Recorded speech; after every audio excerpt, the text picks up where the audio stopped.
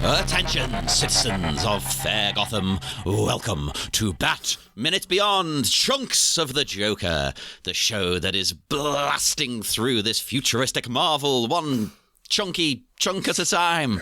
I am your moderately chunky host, John Parker.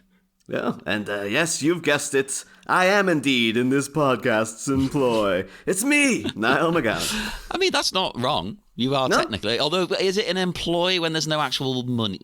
Well, there's a little bit of money, but it just goes into the show. I don't work for the podcast. The podcast works for me. Yeah. One day it'll make millions, though. Don't worry. It's me staring down Batman and it's like, I made you, and I can break you just as easily. Again, not wrong. No, you know. no. So. But we are joined, as is customary here, by some very special guests.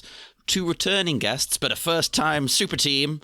First, we are joined by Neil Rickatson. Hello, guys. Thank you very much for having me. Sorry, I forgot to say just off air, just before we started, I have got a trapped nerve in my shoulder, and I've been taking some quite strong pain medicine. So this is either going to go one of two ways. Either I'm going to start babbling incoherently, or I'm going to fall asleep. So whichever way, the next 15 minutes we'll find out. That's wonderful. And you know what? I'm operating on 4 hours sleep here, so it's going to be exciting for everyone. It's great. Awesome. And the second part of the super team is another returning guest, none other than Jack Harvey. Yes, indeed. It has been a bit of a long journey to get to this podcast of the future. In this far-flung year of 1994, we have found ourselves in. That's still the future to me, damn it. We should have really done some meta podcasting where we just cryogenically froze ourselves until the year 2040. And it's like, now we're doing Batman and Beyond. Well, I could have literally set it up on the podcast host, because you can prep them in advance, you know. I could have prepped it to land on that exact day and year. Was it Richard Linklater who did it? It sounds like something he would do, where him and John Malkovich have made this movie that like no one will see until like 100 years time or something. Yeah. And like they shot it in a rocket to the moon or something stupid. See, I think there needs to be a heist. There needs to be a heist to get it and leak it. That's what needs to be done. I'm surprised no one at the studios sneaked away with a copy and leaked it already. There's also that NFT movie that Kevin Smith did a couple of years ago. Oh, which no one really cares about. So no one wants to rob that one. No, I've seen a YouTube review of it, and it looks like the reviewer is like, this is literally the worst thing that he's ever done. And I'm like, I can tell just by the stills that's the worst thing he's ever done. And this is Kevin Smith we're talking about. Like, I mean, he's sunk so low already. It's quite funny talking about far-flung future pasts and whatnot, and it is kind of amusing now that NFTs just feel so like outdated. And just that feels like it was just some made up thing from the mid-90s science fiction TV show or something. You'll be like, oh, NFTs, okay, boomer. It just was one of those things of just like them announcing what it was. Literally everyone been like, that's stupid, and you can like that's going to go wrong so easily. And then no, and then within like a year, it was so many celebrities went all in on them as well. Expect there was going to be something, and anybody who understands how like physical space works were like, who wants this? Nobody wants this. Why would anybody want this? Oh, God.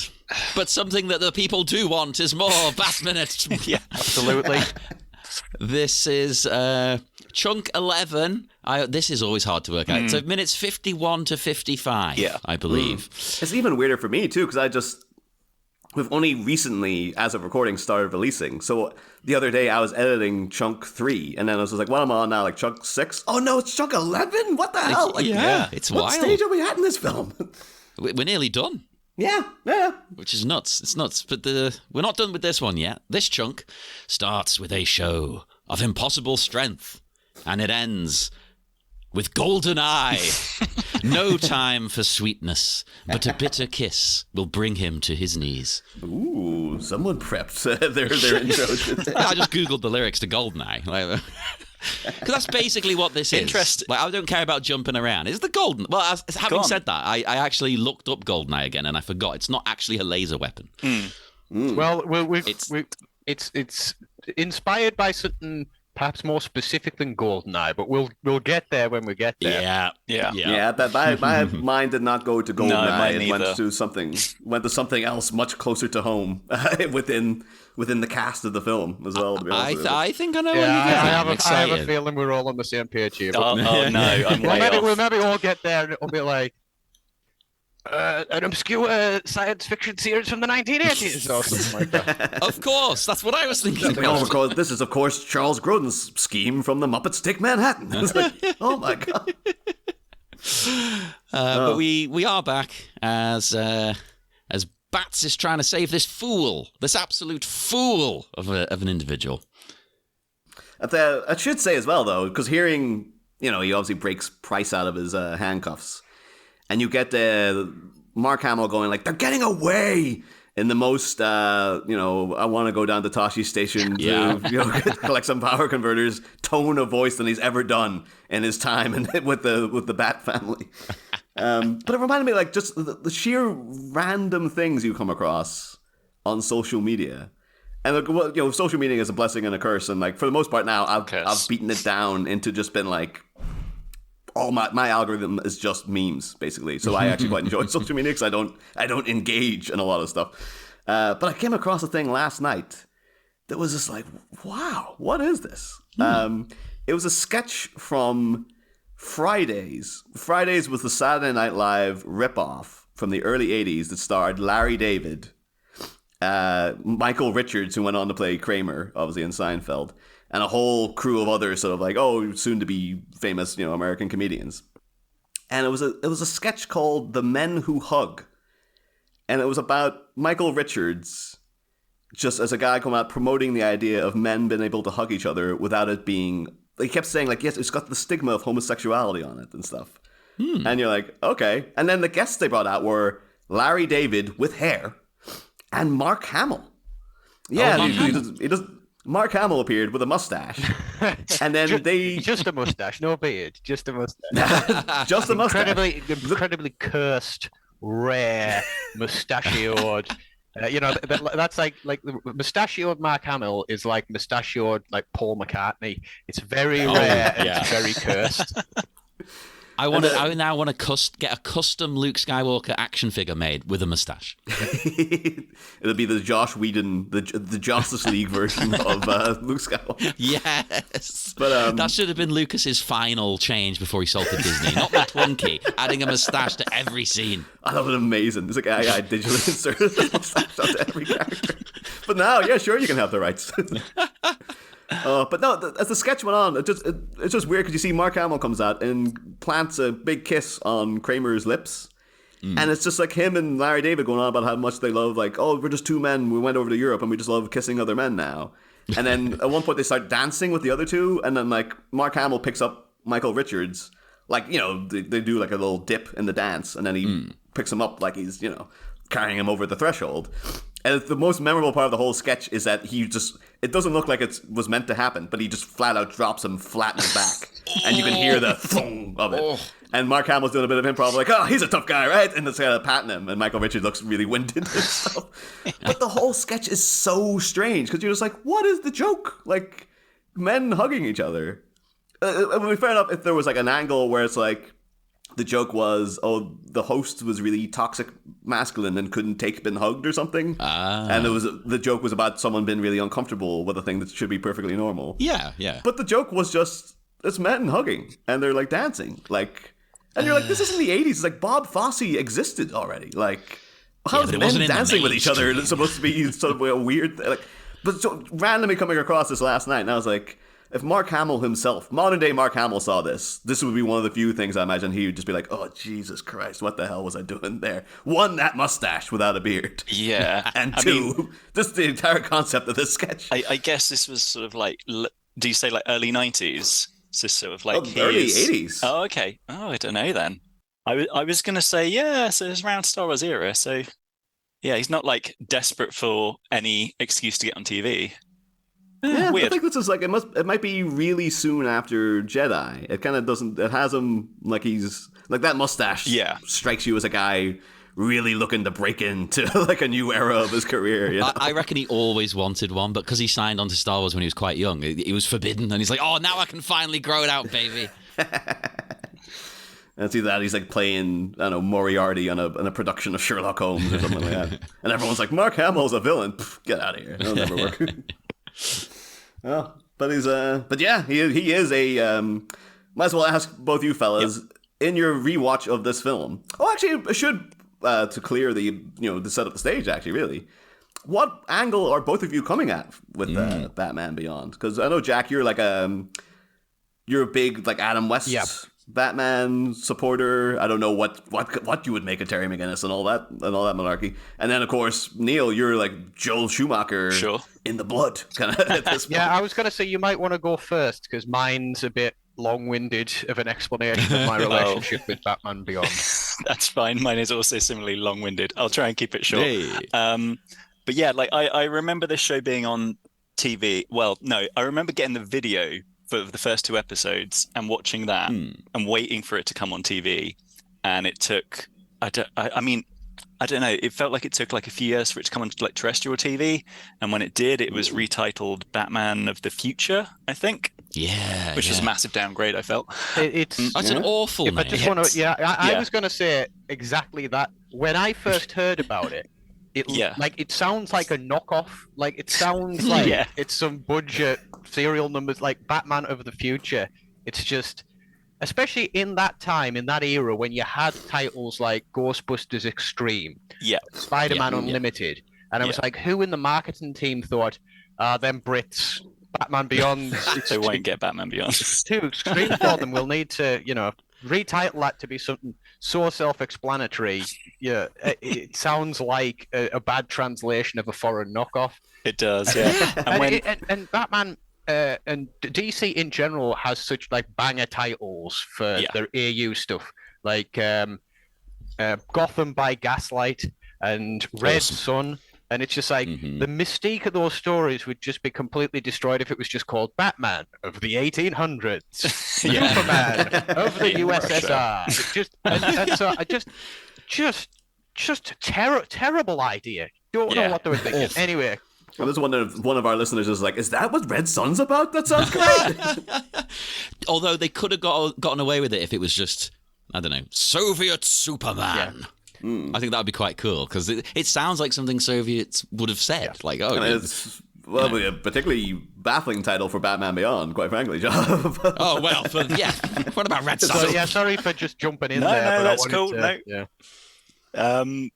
So when it did come on, I think I was about like 16, 17, so I was a little bit older. I remember watching some of the episodes, but not all of them. I think I caught up watching them when I was in my 20s. But yeah, I love the show. It's a great setup. Bruce Wayne's too old. He needs someone young. It's sort of like riffing a bit on Dark Knight Returns, that ending, where he's sort of training the sons of Batman. But yeah, and the animation's great, anime influenced, and the music is great as well, switching up from Shirley Walker to Chris Drake, is it? But I always felt like it had a little bit of like inertia, like it really struggled a bit with making interesting stories because it's got this really high bar. The animated series, they do like great interpretations of all these villains, Mr. Freeze, Two-Face and everyone. But here they've got to create new characters, new villains. So like, I don't know that there's ever any great like episodes like the Two-Face two-parter or Heart of Ice or anything. The villains all feel a little bit sort of like one and done. Also the Mr. Freeze episode, actually, weirdly enough, despite their whole thing of like, we don't want to bring back old villains. I admire them. That's a really good episode for not bringing back that many. But it's sort of a double-edged sword, isn't it? You bring them back. Actually, I only just read though the other day too that before they decided to do an episode about Mr. Freeze, originally they were going to have a scene of like Terry hoking about in the Batcave. Yeah, and opening up like an industrial freezer, and Mr. Freeze's head just being in there, like alive, and just like looking at him. Oh wow! And then Terry just like awkwardly coming out and like closing the door, as if like, what the hell was that? Like, because there's a living head in his fridge, and they're like, it's a bit disrespectful because of all the good work we did with Mr. Freeze to kind of end with him on like a little joke like that. Yeah. So they ended up doing this really like heartbreaking, like heartfelt episode goodbye to him at the end, and then mock it. I caught up with the show in my 20s, and it's still played okay, but you're a bit older, you're not quite into it as much. And I remember having to track down this movie, which I don't think ever really got a proper release over in the UK. I think I remember having to try and import the Region 1 DVD for this. Oh God, region locking. I know, and play it off a laptop or whatever to get around the region lock. And yeah, my feeling on the movie is it's okay. I don't love it, but I'm not going to double down and say I hate it either. I just feel it's a bit kind of all right. Okay. It's more fun to talk about than to watch. Yeah, Rewatching it the whole thing this last week, I like it a little bit more than I did before, but I'm still not. I know some people are like, oh, this is top tier. This is one of the best animated Batman movies, but I'm not there with it. Okay. But like I really love the concept, and I did read some of the comic books. I remember when they brought him into the comic book, the DC sort of universe, and did the kind of offshoot thing with I think it was Adam Beechin writing, kind of Hush Beyond and things like that. And I remember being super excited that was going to get brought in to the comic universe. But I remember dropping off reading those because I went in some weird storyline directions. I remember there was a thing about Bruce Wayne knocking up Barbara Gordon, and then she loses the child. Which I was a bit like, I wish they'd stop trying to make that romantic relationship work. But that's sort of where I am with Batman Beyond. It's something I think has massively great potential and so execution, but at the same time, kudos for them for making what they did, because it was a massive uphill battle to do it. Yeah. And plus, too, the fact that they were throwing it out of nowhere. Yeah, they were literally just happily making their show, and then just been like, oh, by the way, now you're not doing that anymore. You'd have to create a new thing wholesale, basically. Yeah, I remember reading the interview, and I always saw it as like the intention wasn't necessarily for them to carry on doing the Bruce Timm style. They just wanted something wholly new. And then they figured out, oh, actually, we could do like basically what is a legacy sequel, really, isn't it? Series. But yeah, I always assumed like Warner Brothers wanted something brand new, and I feel like the later show, The Batman, the 2005 one, was sort of ticked a lot of the boxes that Warner Brothers wanted in terms of like, we want a young Batman, we want it bright and colorful, we want this, that, and the other. So yeah. Hats off for them for doing. I don't want to poo-poo their efforts. It was a good show. What about you, Jack? Like, what angle are you coming at with the? So I never got into it for like three reasons. One of which was the title. That was literally just the first thing that really made it difficult to get into. Instantly ruined. Secondly, it just. I don't know, but it all bleeds together to me into during the 1990s, there was a whole spate of taking sort of like classic pulp characters or classic superhero-ish characters and putting them into sort of like semi-cyberpunk sci-fi dystopias. So along with this, there was like Phantom 2030 was one I remember, and there was a Sherlock Holmes one, which I can't remember the title of. Oh, God, yeah. And there was the Highlander cartoon, which bear in mind, I hadn't seen the Highlander film or anything, so I didn't know anything about the Highlander setting. But I just caught a few episodes, and I have no idea why, but for some reason, I absolutely despised the Highlander cartoon. I hated it. Can't remember a thing about it now, other than hating it. And one memory sticks out in particular because back when me and my brother used to go on holiday with my mum and dad when we were kids, when we would go to Menorca or somewhere like that, they'd always buy us like a toy to keep ourselves quiet on the plane on the flight over. So it maybe be like a Transformer or a Power Ranger toy or something like that. And one year, they bought us toys from the Highlander cartoon. Now, to be fair, they had absolutely no way of knowing what I felt about the Highlander cartoon. I just absolutely lost my rag and just became the most petulant, bitchy little kid over this. And my brother kind of didn't care. He was just like, it's free stuff. What are you complaining about? And I was like, you don't understand how bad this cartoon is. I can't believe you bought me a Highlander toy. And it's one of them ones where, that memory resurfaces at 3 o'clock in the morning in your mind and makes you want to just sink into a hole somewhere. So it all kind of, but what I think about all those is, and it's not something I realized at the time, but looking back now, it's very, very obvious that a lot of people in the animation industry watched AKIRA and thought, what if we take this character and we basically just put them in AKIRA? And when you look back at them now, it's like that's basically what they were trying to do. The cities, the styles of the technology, and all that kind of stuff. That's kind of what they were trying to do.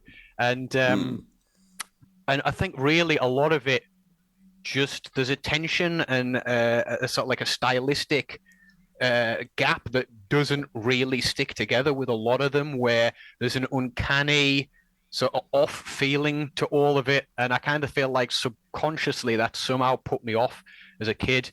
And the only series, which, well, technically this isn't within the same class, but I really feel like what they were trying to do was what Aeon Flux did successfully, because Aeon Flux was like, okay, we understand the movement and the rhythm of what makes like anime work, but we're not just going to crib the anime style. And it's still kind of a lesson that modern animation hasn't realized. Like, you can still have that dynamicism that you can get from an anime, but you don't have to crib the visual style from an anime. You can go with completely your own visual style as long as you understand the fundamentals. And I kind of feel like that's a thing that's still not got to this day. And then reason number 3 is there's an episode where, if I remember rightly, some guy gets radiation poisoning and becomes like a desiccated radioactive corpse underground. And the visuals the Earth mover, are like really graphic and horrible. Yes. And it was terrifying and it scared the hell out of me as a kid. And then after that episode, I was like, no, can't do it. If this is the kind of stuff they're coming out with, it's too much for me. And so scary. Scary. It's one of the many things of like, because their remit was like, we want this to be more friendly for kids. And Bruce Timm's like, gotcha. And then he goes and does... Radioactive guy. Like, one of the things, even in all the stuff here with like Jordan Price and stuff, and all the thing in season 1 of Blight, is they're like, so be more like Buffy and have it be like, more, things that kids will be interested in. And they're like, okay, so season 1 is all about corporate espionage. And they're like, what did we tell you? No, none of this. Just get rid of all that. Like, no, well, going back to Star Wars, George Lucas proved what kids want to see is political intrigue. Negotiations. Yeah. I should follow up with you, Jack. Looking up, it's somehow even worse a title than Batman of the Future. It was Sherlock Holmes in the 22nd Century. Right, I remember it now. I kind of like that title. Works. I think that works a little bit for Sherlock Holmes because you kind of want a bit of hawky when you're telling a Sherlock Holmes story, I suppose. But it wasn't good. It wasn't good. The pitch, though, just seeing a defrosted Holmes teams up with a robotic Watson and a female Inspector Lestrade to stop a criminal rampage of Moriarty's clone. Like, oh my God. That sounds like some hokey crap right there. It also does sound like something that like Christopher Lee would have made back in like 1970, though. So yeah, well, he did that Dracula where he's in the 70s. I can totally imagine like, Peter Cushing, Christopher Lee, Sherlock Holmes in the 22nd century. I'll watch that. Yeah, sure. It's not good, but it's it's Christopher Lee and Peter Cushing. Something I thought wasn't good in this chunk, right? Yeah. Right? This is just me being picky. Yeah. Because I know it's me being picky, so you can all call me out, listeners. It's fine. Him just smashing those handcuffs, right? Because I was like, I'm no expert, but I'm pretty sure that's very, very hard to do. So are we to believe he's just so strong, or is it his super-powered future suit? I think it's just judging by the rest of the chunk, though, the way he's able to keep pretty good hold of Jordan Price despite everything. Yeah. I think it's supposed to be like there's like Iron Man level tech in the suit. It just doesn't have what the I'm thinking. Yeah, so he's like it's not like he's not like karate chopped his way through it. It is just like sheer brute force of the suit has torn you'd through think those handcuffs. they would highlight that though, like it would have an effect, some kind of visual demonstrate. Because otherwise, he just looks like he's that strong. He can just smash handcuffs. That feels like a thing would also have been in a '90s cartoon though. When they were like experimenting with CG, there'd have to be a segment of him like powering up, and then there'd be this one bit of CGI animation they use every episode. Oh god, of, like Batman's suit glowing, and then his hand coming up and like what and going into. I meant just have like a little like sparks come out of his hand as he's swinging it, something. But I like your idea because that's what they would have done to waste 5 minutes. I think, for sure, if it had been like any lesser, like like people, basically would have been like, you are also missing the possibility that with this being in the future, they simply just don't make them like they used to. Oh, there you go. That's it. They've gone soft. I think the fact that in classic Batman fashion, though, Terry doesn't ask, Jordan Price what he weighs, though, before taking off with him. He should have been a little bit of like, it's like, I'm 108, and then just been like, later on when he gets into land, it's like, you weigh a little more than a. Although back when Bruce was introducing the suit to Terry, he might have been like, this thing will lift 108 Vicky Vales. And Terry's like, I don't know who that is, man. What are you talking about? That's how he measures all weights now. It's just like slapping it like this thing. You can fit 108 Vicky Vales in this. But yeah, the part of like the main action of this chunk basically is like this giant laser in the sky destroys this boat. But a really cool bit of animation, though, to be fair. I just appreciate when they do little things like this. It's the same principle as in like when they did the special editions of Star Wars, and then they had that ring come out from the Death Star once it blew up. Yeah. And I always liked that ring. I was like, oh, it looks pretty cool. Yeah, that's like a good change. Yeah, considering the original is just like a. It's just been like, that's 1977, all right. Well, I literally just rewatched the original again yesterday. The despecialized versions, and even though I've seen it 8,000 times in my life.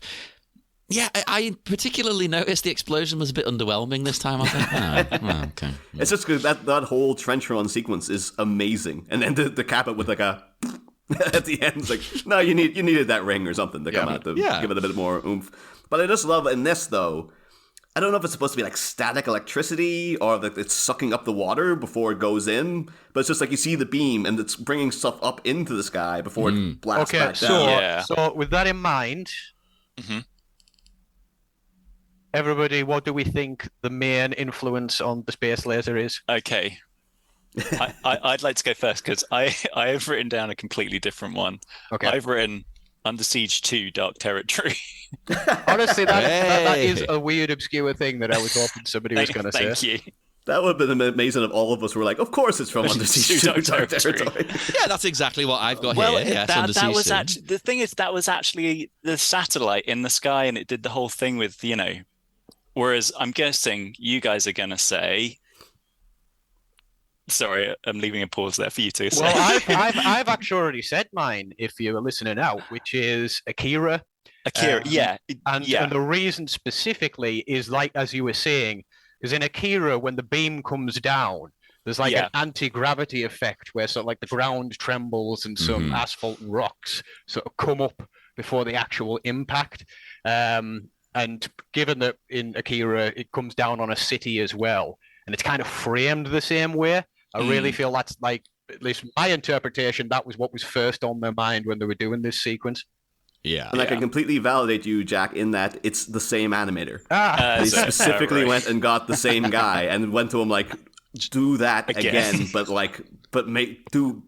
do better. Like, do everything you wanted to do back in like 88 or whatever. do it now. And, unfortunately, they did not do better than AKIRA. No. Unfortunately, but, they only had a fraction of the budget that AKIRA had. So. That's the thing. Yeah, come in and like, oh yeah, do more because you're an American animation now, and they're like, yeah, we had a lot more resources to do AKIRA than a straight-to-video Batman movie, though. Yeah, as much as we enjoy this, I don't think at the time, especially, a lot of America and Britain didn't really treat animation with high regard. Yeah, it's like, that's for kids. That's for kids. Yeah, screw it. Don't put any money or effort in. They'll buy it anyway.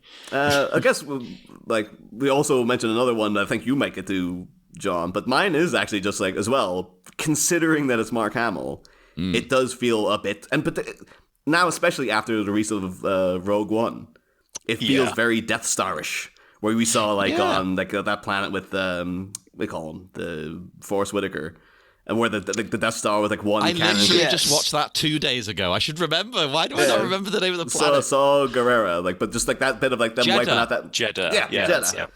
Well, Jeddah was destroyed in a mining accident. I mean, to be fair, and again, I know this is maybe a controversial opinion, but I just think that the first half of Rogue One is so forgettable. I don't blame you not remembering that. Great second half, first half.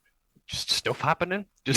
I'm a lover of the whole thing, and I still couldn't remember the name of it. So it says a lot, maybe. I don't know. Yeah, but the thing is, I guess we can kind of jump all over the chunk, though. Mm-hmm. Although, John, do you want to the chunk, baby? Jump away. Do you want to go into what you thought? Because you alluded to one there earlier as well. That, like, I guess we also should bring up as being a potential influence on. You mean Aeon Flux? No, but John with the Goldeneye or the Gold. Right. Yeah. Goldeneye stuff. Well, that's just because Goldeneye's always on my brain. Is the thing. But I actually forgot because, it might always be on my brain, probably because of the video game. But I don't often watch the movie. I've seen it, a few times over the years. But I'd completely forgotten it's not actually a laser. Yeah, it's not like it doesn't destroy things. Electromagnetic pulse thing. Yeah. And actually, there is a laser in the satellite from Diamonds Are Forever. So really, that would be the better Bond movie to do it. Yeah. So now we've got to go and cover that now as a bonus episode. Yeah, by all means. But I should mention as well, though, I want to see now what people think hearing it fresh. Because this, the thing that the Joker pitches at the end of the chunk, though, they go, this urban tagging on a grand scale, all that stuff. The original plan they had was that he was going to hit Gotham with a giant pie. Oh man, that would have been incredible. Yeah. Like, how do you not go for that? Yeah, like I don't know what they were. That's all they've said. I don't know if he would have created like an actual giant cream pie, or if it was like some sort of metaphorical pie, or what kind of thing. Like it was a pie made of acid. Or like I'm assuming it would have resulted in like the streets been flooded with cream and. This building's been destroyed because giant chunks of pastry hitting it and stuff. It's like, no, I actually think, right, you go all in and you just make it straight up. He's made a giant pie. And the horror comes from the hilarity as well, like of people dying from a pie. Yeah. you can't make that work, though, because it sounds on paper, it's like, oh, that's stupid. But then it's also like, oh, that's very Joker-y, though. And then when you do see like people drowning in cream, it's just like, oh, in combination with the space laser, I'm just imagining this being like satellite-mounted mechanical arm. With sort of like a Mickey Mouse Looney Tunes style big white glove on the hand, a metal pie tin, a big with a little bit of whipped cream on top, and just sprang throwing that down to earth, and then sort of like the pie crust cooking to golden brown as it's falling through and burning into the atmosphere. I just know this is being built for like at least like 2 years, and no one's looked up at the sky and seen this massive thing being with a telescope. You could even have an amazing shot of it like emerging, like the Death Star again in Rogue One, from behind a planet, the moon. I mean, you could even explain it. You could use the sci-fi dystopia thing, and it could actually be part of some big advertising initiative from like some kind of one of the fictional DC corporations, and it's just like shortly nearing completion is their latest advertising venture of the pie in the sky. Actually turns pie out in the sky. It was the Joker. It practically writes itself. It does. Practically writes itself. That was one of my notes. My issue with the Joker's grand plan is that it's not it's not funny. Like I know there's sort of like various kind of versions of the Joker you have. You know, you have the kind of mean and cruel one, and you have the kind of silly whimsical one.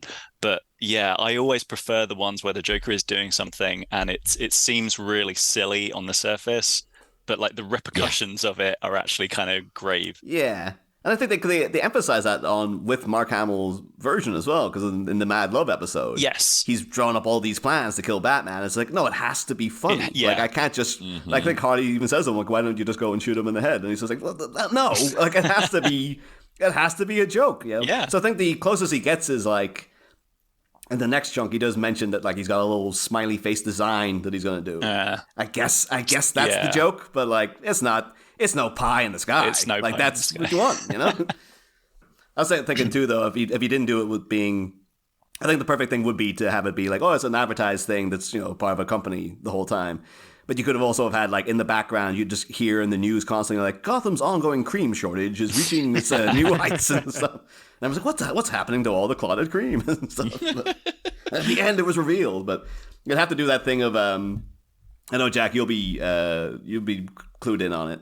Where, like, oh yeah, the pie in the sky people, it's run by like a Mr. you know, Joe Kerr or whatever. Yeah. Because I know in the recent like episodes of Doctor Who, they had a whole thing about like, oh, look at this person's name, it's S Triad. That's an anagram for TARDIS. What's this person doing? And it turned out then it's like, no, we had the wrong anagram. It was actually for Sutek. Yeah. And you're just like, why does it have to be an anagram at all? Like, what is with you people and the villains and having to be like, I have to let them know that it's me. You know? Yeah. I have to, like, you've got to tease them. This isn't a Doctor Who podcast, so I don't have time to get in it. But with Sutek being an Egyptian-themed villain, he's writing in hieroglyphs. He just not why? He doesn't know what an S or a T is. You know, he's but never mind. Carry on. No, let's not go into that. Let's start a spin-off Doctor Who podcast. I ever watched like 5 episodes ever, so it'd be exciting. It could be like you'll just have that realization of like, oh, this week's was absolute garbage, but the next week's was really, really good. You know? And all the listeners can laugh at me, not knowing that the terrible stuff's to come, and I'm excited. You know. Yeah, but there's another little thing I took as a reference. Is that I just love that as a shot, but I think it's very specifically referencing something that's again within the movie, kind of. When Terry looks back over at the, you know, where the laser was, and there's a circle in the clouds that's like, you know, healing or whatever, going back in. Yeah. That's really reminded me of in Close Encounters when they're going, like, you know, Richard Dreyfuss is going up to and the mothership's come down and there's a circle forms in the clouds. Yeah. And of course Terry Garr is in Close Encounters and Terry Garr is in this film. So it feels like they're kind of doing, I think they might have also been like, oh, that's just a cool shot. We wanted to emphasize. Yeah, I guess the end of Raiders as well with the kind of, you know, the beam of light. Oh, of course. Yeah. So it's Spielberg-y shot. It's also, too, like, because now having rewatched the entire show, and I felt really bad for Terry when he's beating himself up, but, like, if I had seen something like that, and this is a guy who's met Superman, like, Terry McGinnis has met, and the Justice League does a known thing, and a big light came down from the sky, and Terry's just like, I don't know what's going on. My immediate thought would be like, oh, it's aliens. Like, how's the Joker come back? Oh, it's aliens. Like, it's clearly got to be aliens. There's a whole episode where he meets Superman. It's all about Starro. This turns out Superman's been controlled by Starro, and you'd be like, how's the Joker back? That alien thing that was controlling Superman. Clearly that got on his body. That's what... And Bruce was like, no, that's ridiculous. Like, Bruce, you have met a Martian manhunter who can change shape. What do you mean you don't know what it is? Like, this is why, controversially, I've said it before on the show, and I don't care if it annoys people, this is why I prefer Batman to stay separate. Yeah. Because it's weird when you bring all that in, and he hasn't got any power. How can he even be in league with Superman? It makes no sense to me. It's like, I remember, I've probably brought this up before in a previous episode, actually, but I'll bring it up again. There was an episode of one of the new Avengers ones, the Steed and Emma Peel ones, but it wasn't when Emma Peel was in it. It was one of the ones with Joanna Lumley in, and they have to fight a guy, and the guy seems indestructible, and they're proposing all these different possibilities. It's like, oh, is it steroids? Is it this? Is it that? And then one of the guys goes, maybe it was a robot, and Steed goes, science fiction. And I'm like, Steve, you fought robots? You fought robots in like the third story of the original Avengers series? What are you talking about? Yeah. Do your heart well is here to hear as well, Jack, that so I'm currently in a new office in the minute, like with a new job, working with like new people. Yeah. And they're all so much more younger than me. And I feel like decrepit because they're all people in their 20s and stuff. But the woman who sits next to me, she's 26. And so we're just talking one day and just talking about like TV and stuff. And at one point she's like, "Oh yeah, I really like the Avengers." And I was like, "Oh, like Marvel." And she's like, "No, like the Emma Peel and Steve and all that." And she's like, "Oh, that's my favorite show. I love the Avengers." It's like, yeah, she got into the whole thing. Then she's like really into like the old show. I was like, "Oh, I just it's real good." It's one of the reasons I think it persists is because stylistically it just looks so good. It's just got that perfect blend of 60s cool that is impossible to look dated. We'll probably be able to do something when we get to the 60s movie like next year. We'll probably be able to do some nice little Avengers Batman crossover kind of material because they're in the same era. They're going for the same vibe. Did they not do I'm sure the Steven Peele Avengers series. I'm sure they did a comic book crossover with somebody, but it might not have been Batman. Yeah, we'll put a pin on it. Yep. Save it. I think they did. I know they did Batman 66 and the Man from U.N.C.L.E. crossover. So I'll double check that. Although speaking of Batman 66 though, there's a moment in this that they even point out in the commentary as like really loving, and it reminded me it's the most 66 Batman kind of thing we get in terms of vibe. Is that obviously when Batman lands on like the port or whatever, and he hands over Price to the cops.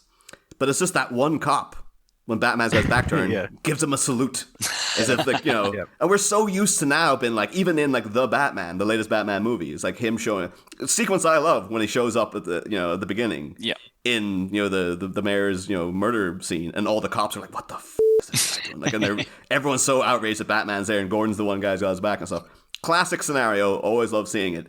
But there is also a side of me that loves seeing like, this, that random cop saluting Batman is so close to like Neil Hamilton and Chief O'Hara been like, that valiant Caped Crusader is the only hope we've got, Chief O'Hara. It's like, it's just so nice to see, like, I guess at this point in history, because the Justice League has been a thing, et cetera, and Batman's back. And this guy probably grew up with legends of Batman.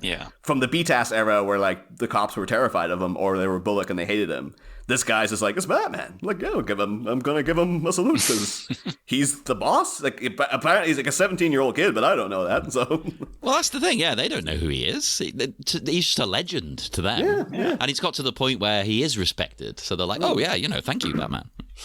And it's been able to go, like, here's all everything we need. Like, it's such a classic Batman scenario. Like, here's a recording of this guy incriminating himself. Take him on to prison. I'm gonna go take care of all the stuff and see you later, officer. And the cop and like, okay, Batman, like, Godspeed, you masked manhunter, like that. And I loved it. I loved it as a vibe. So I really like the little bit just after that, just like the salute, where Batman's like looking at the sky. It's just a little moment where it comes across well in the animation, even though his entire face is covered, where you can see he's thinking like, what the hell was that? It's like aliens. It's gotta be aliens. It's like a genuinely really good little, just a split second of it stopping for a second while he's like, what? A thing I want to point out though is like the cop's outfit. Because they've really gone to town in terms of like we gotta over design new police uniforms of the future. Again, just going back to all the other similar TV series like Phantom 2040, they really loved that whole skin tight balaclava all over, so only the face is visible. Some circles on the ear area and things like that, where it's just. I just don't understand the logic behind any of it. Personally, they so don't really look like cops as well. Like they kind of apparently it's a joke I just did not get, but like they almost look like you have the Jokers.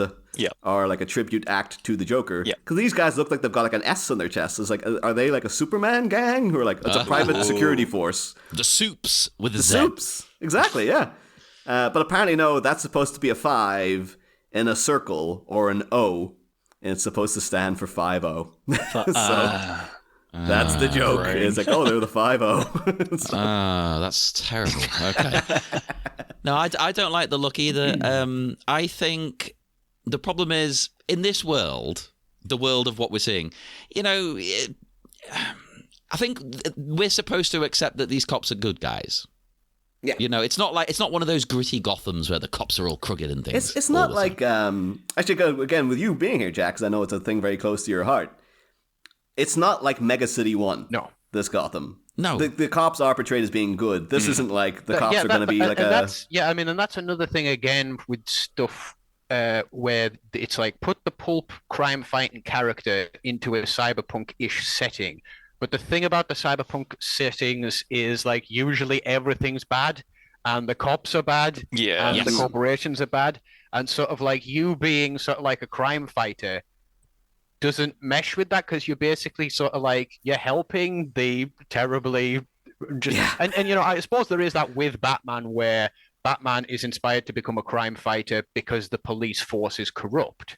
That's very much more in a local, all the cops are on the take situation. When you veer towards cyberpunk, it's very dystopian, where the corruption is top down. It's it goes all the way.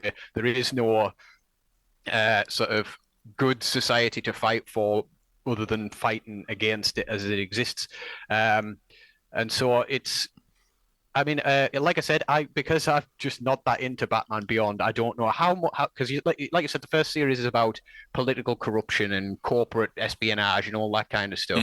How much in depth do they go into the idea that it's sort of like the corporations running everything, or is that still kind of downplayed? No, it's not really gone into. One of the things that part of their original remit that kind of fell off after they killed Blight off, like, Derek Powers being, this guy voiced by the guy who played Lex Luthor in Superboy back in the day. Like, he's so their Lex Luthor stand-in.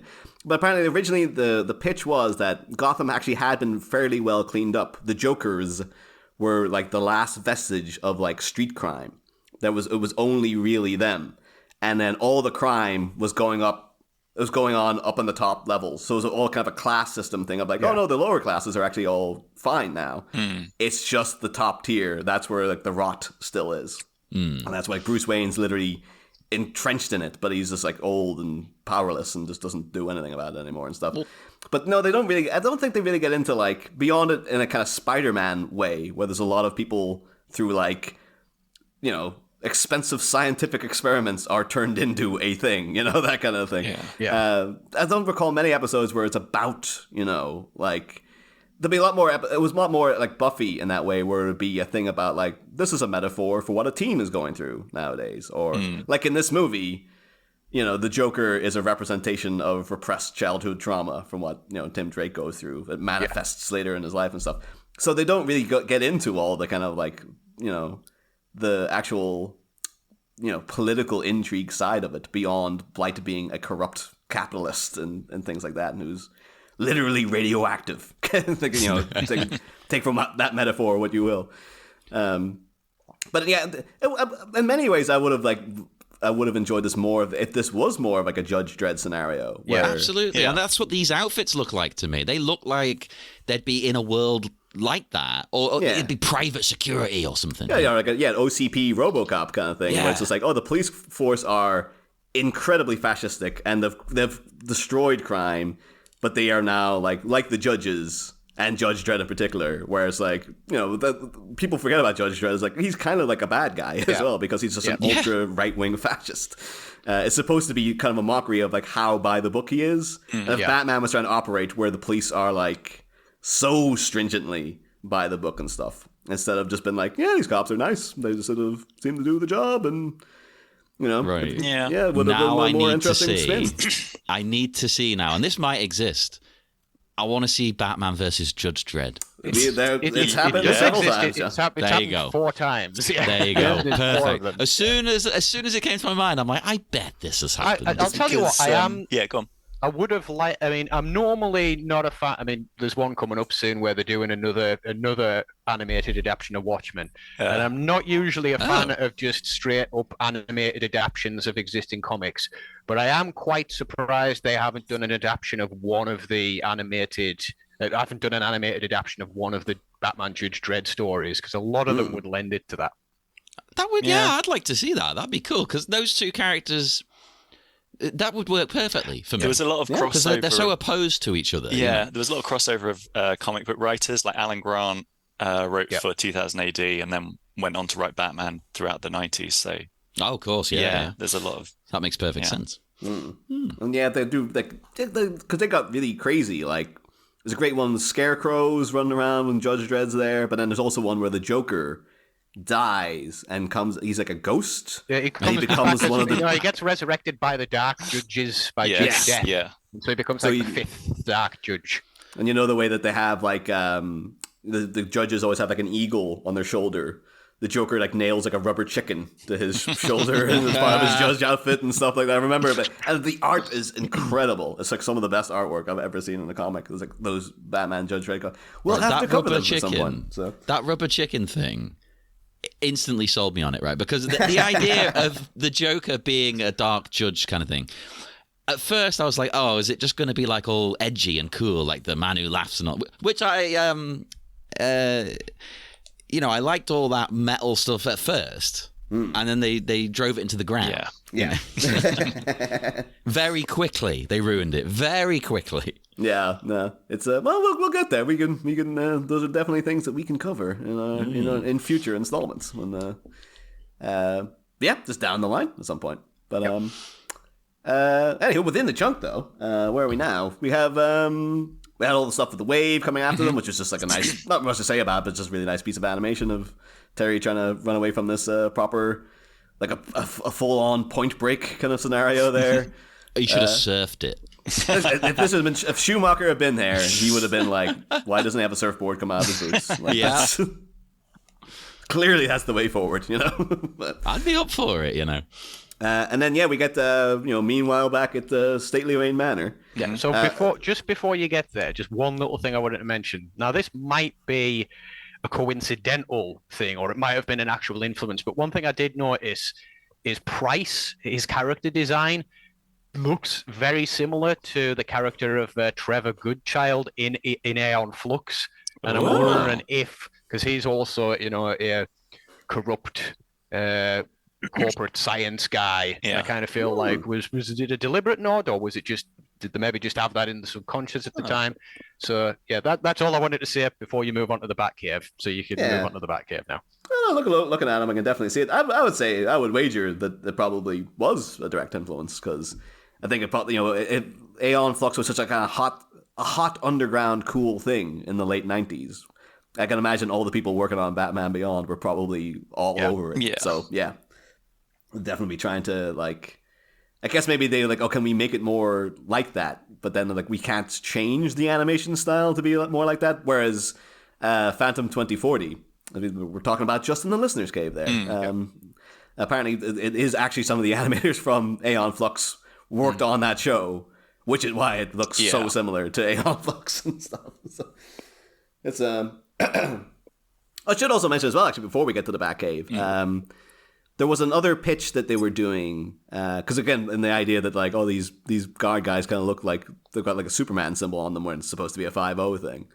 There was originally a pitch where they were going to have different street gangs themed after different villains, and they thought it was too hokey, so they kind of condensed it down into like, Ghoul's a kind of a scarecrow guy, et cetera, et cetera. Yeah, I think it might be going a bit too far. Yeah, but there is one other gang in Batman Beyond called the T's. The T, like the letter T. Like the letter T, and they almost look like what do you call the guys in Fury Road? The War Boys, yeah. War Boys, because they're all bald, they're all covered in white, but they have a T drawn on their face. But weirdly, they're designed to look like Mr. Terrific. Yeah. Yeah, which is weird because like, Mr. Terrific's a good guy.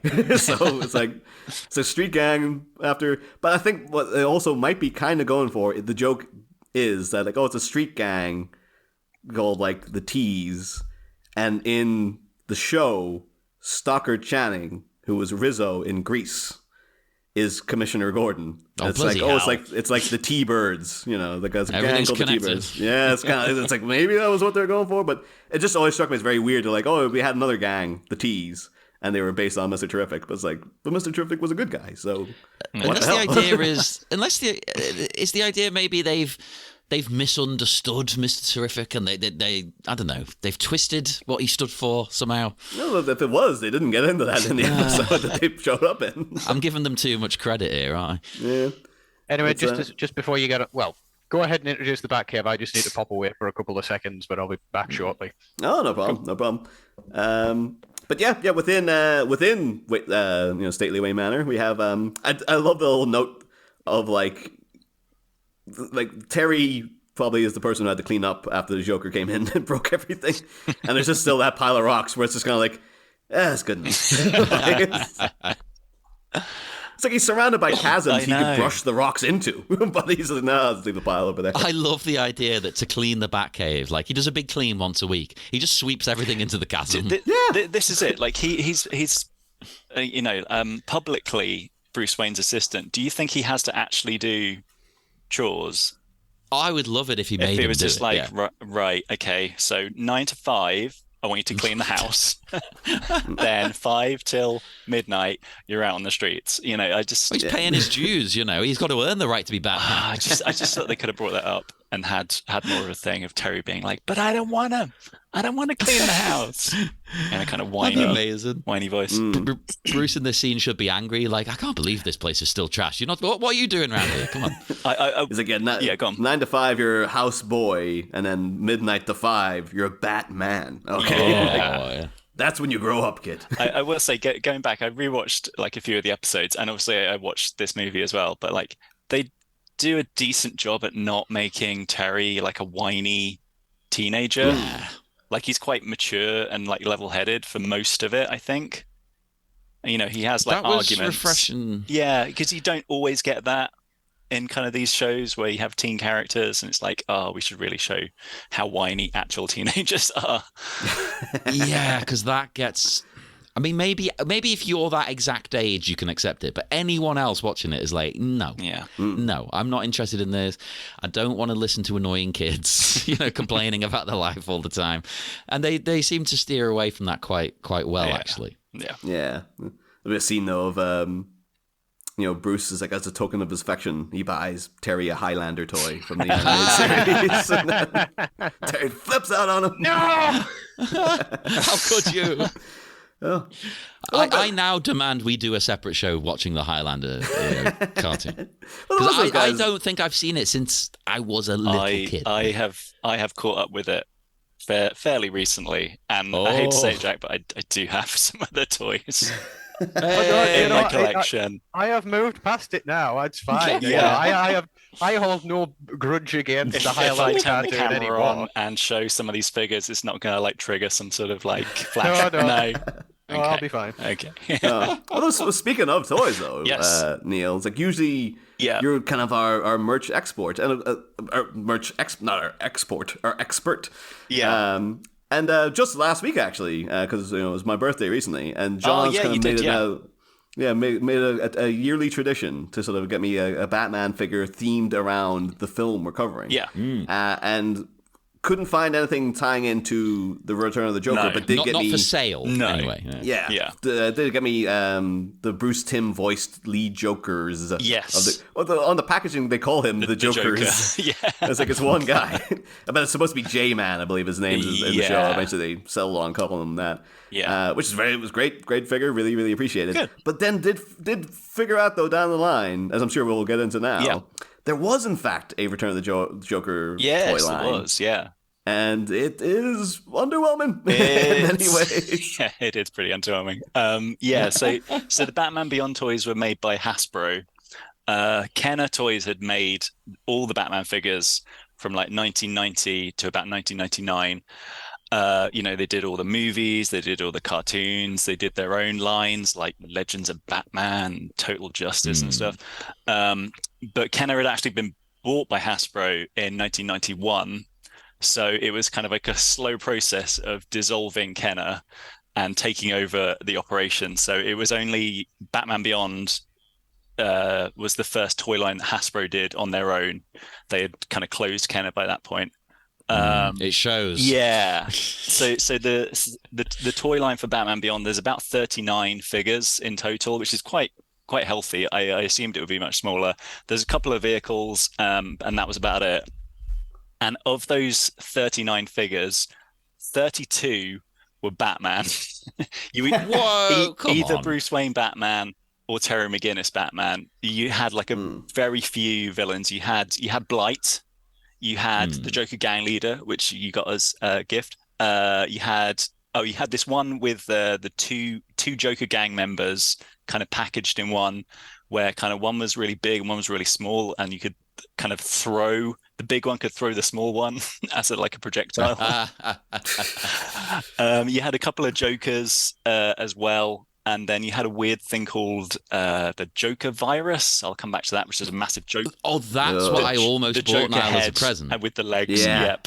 But I thought, when I was going to buy it, I was like, oh, that'll be a funny gift. And then I thought to myself, yeah, it's funny, but it's ugly. It's ugly. No one wants to display that. It's also, I've seen that because I've looked at the toy adverts. Yes. And seeing that pop up, it's just like, what the hell is that? Yeah. So yeah, just go off on a tangent. That one, the Joker virus, and there was like there was a Firewall Robin figure. I know you're thinking there's no Robin in Batman Beyond.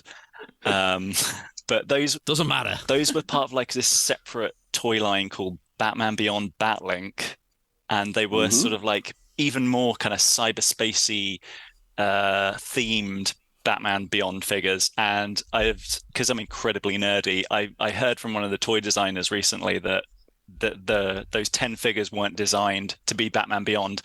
They were like a completely separate toy line that was just sort of like, we'll just slap some Batman Beyond figures in there, and that will sort of complete that line. So yeah, that's where that Joker virus from. It was obviously going to be some sort of like Batman's been shrunk and put inside a computer, much like the movie Tron.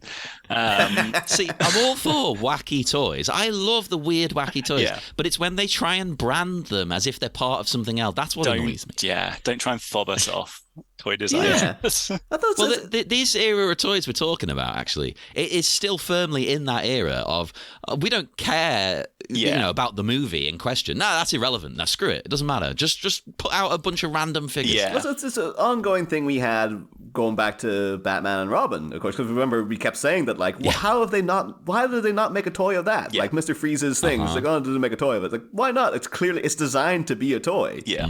And yet in this show is just like, in this movie, it's like Dee Dee. Yep. There you go. Perfect. That's a two-part, perfect toy right there. Then throughout the show, ink. There you go. You can make part of his hard plastic. No, I'm thinking about ink. How do you do ink?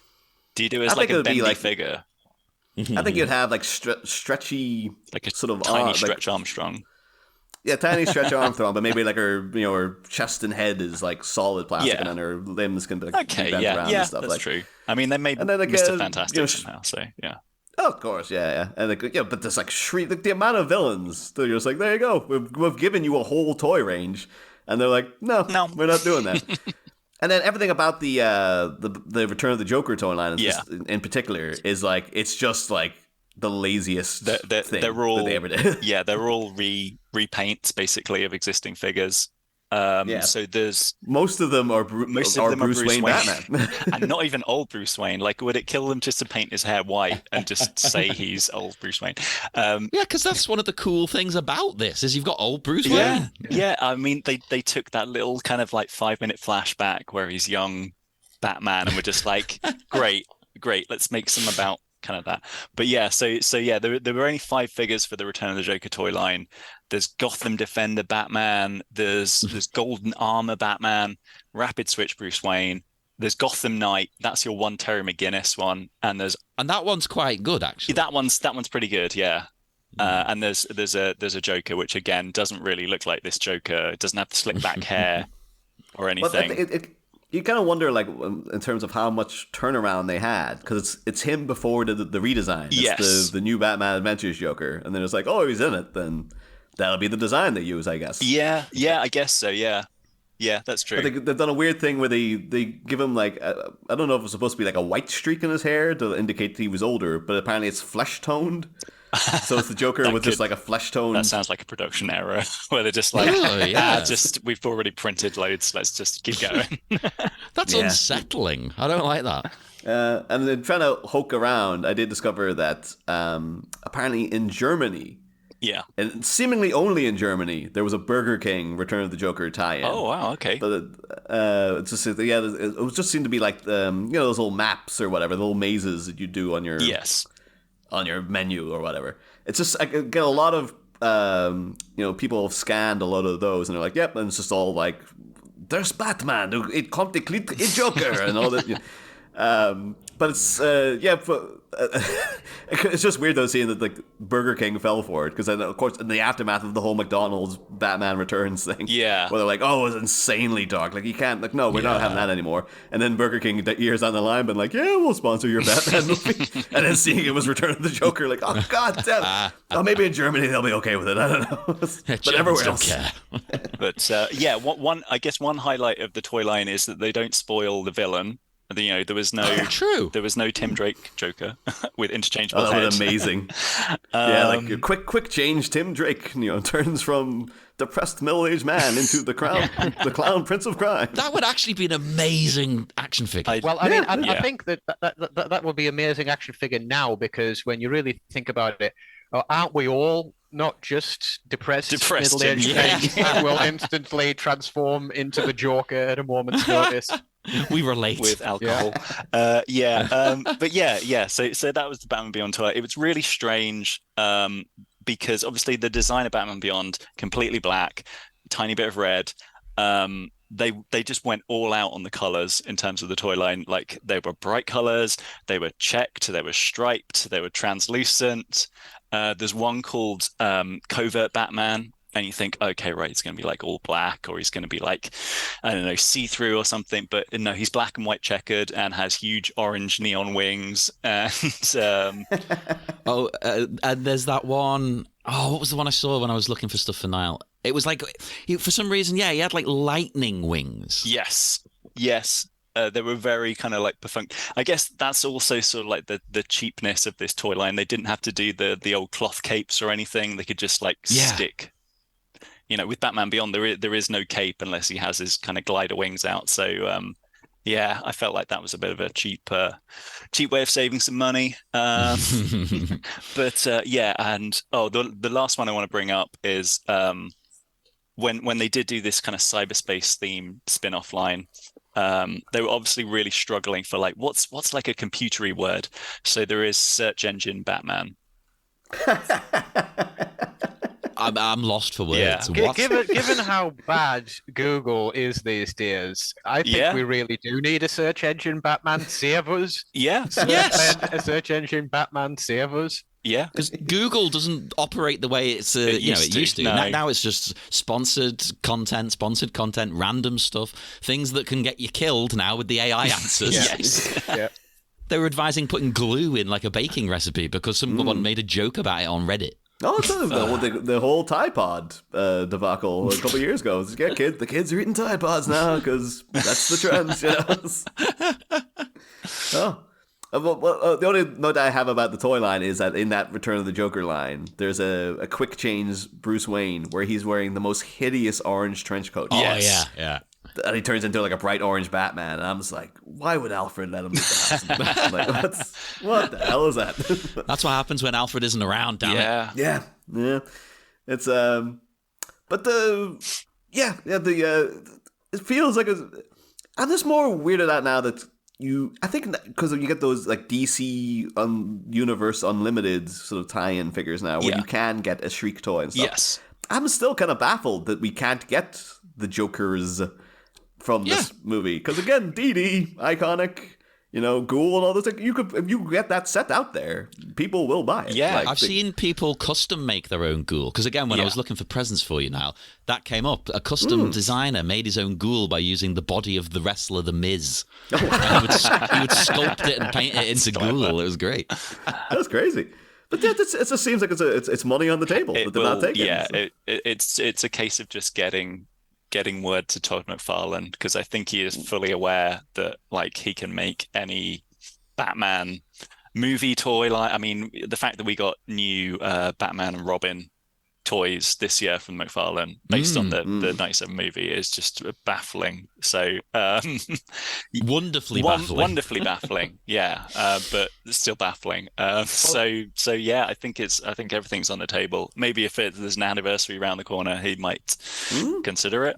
Who knows? Yeah, that's true. So speaking of baffling, I quickly just looked up that orange trench coat Bruce Wayne, Yes. and yeah, that has to be seen to be believed. I swear. I mean, I'll say this terrible Bruce Wayne toy, but put a little hat on it. Yep. Not a bad Dick Tracy. Yeah. Have they just used a mold from a Dick Tracy toy? Or you pop a bowler hat on him, you take him up a march on the Garvaki Road. It's like an orange sash around it and all that. Oh, jeez. They used to march past my old house in Egbert. It was a nightmare. Oh, yeah, that's weird. Like, in the distance. No, not Egbert, Garston, actually. Yeah, like in Liverpool, I'm just like hearing in the distance, it's like, that sounds like an orange march. It's like, this must be from like growing up in Ireland. It's like the trauma's not left me. It's like, no, they're here. They're actually here. They followed you. Oh, but we do get though within the chunk, Terry down, sort of licking his wounds.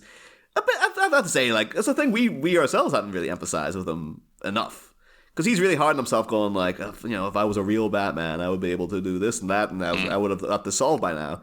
And it's like, kid, to be fair, Bruce Wayne went off and got like 15 degrees or whatever, and then went off for like 10 years to train in the mountains. Yeah. You're 17. You're a 17-year-old school kid.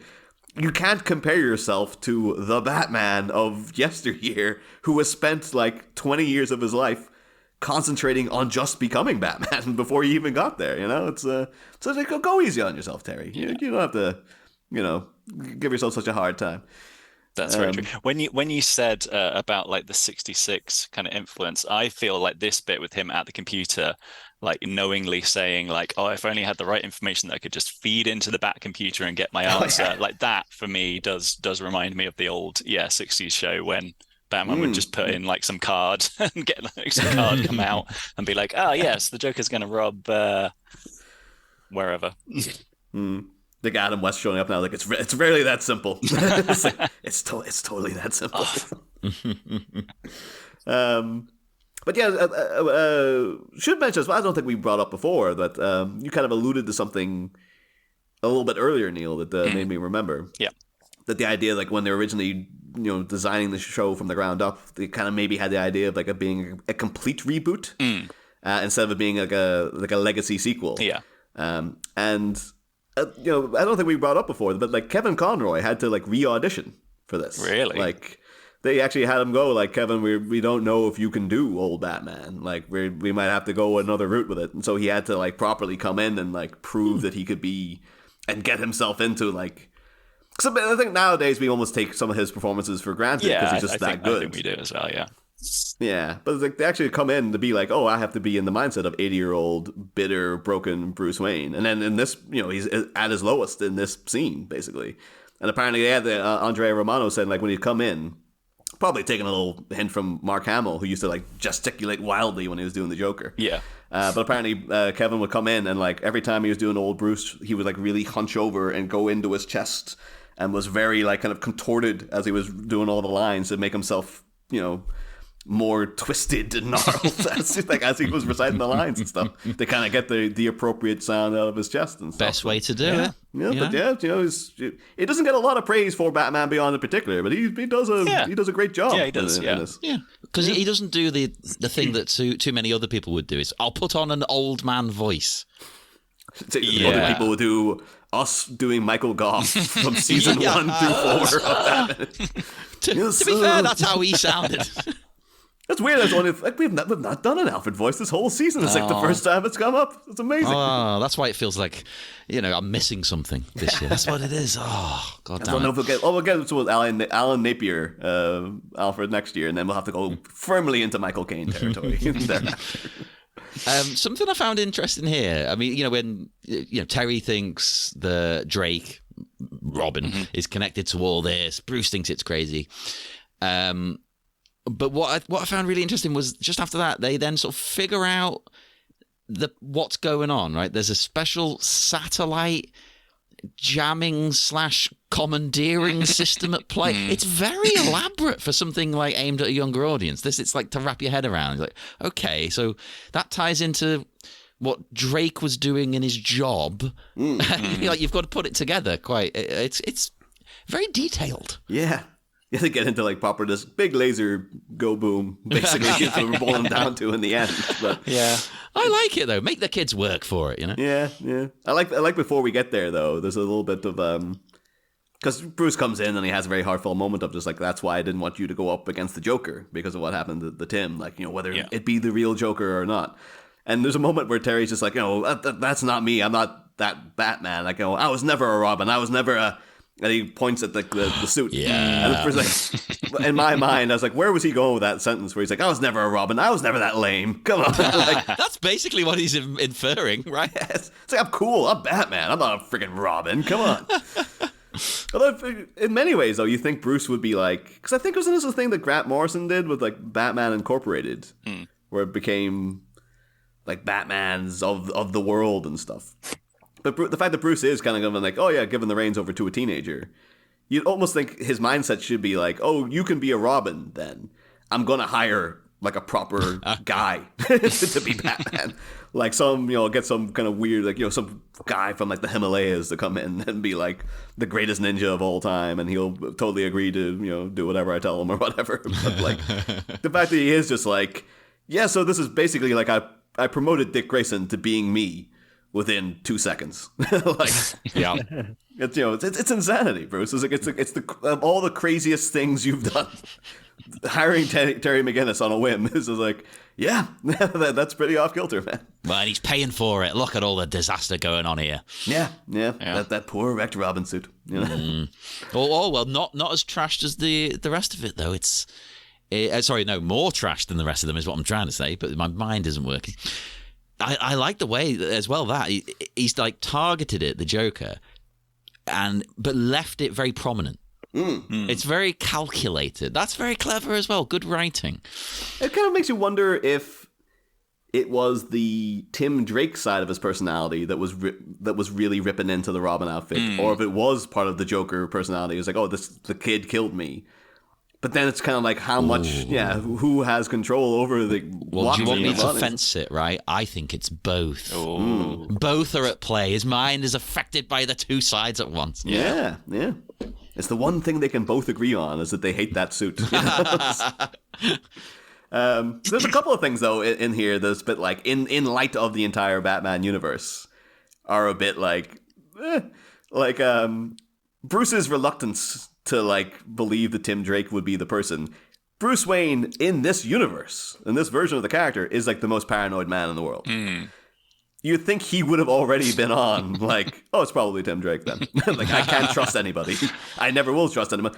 You see at the end of that Justice League cartoon, him and Superman are like the best of friends, like, you know, brothers in arms, etc., etc. He's still got kryptonite in case he needs it. Yes. Oh, yeah. And he's quite willing. In one episode, he's just like, you're going to see Superman, better bring that kryptonite, just in case. You know, because you never know with this guy.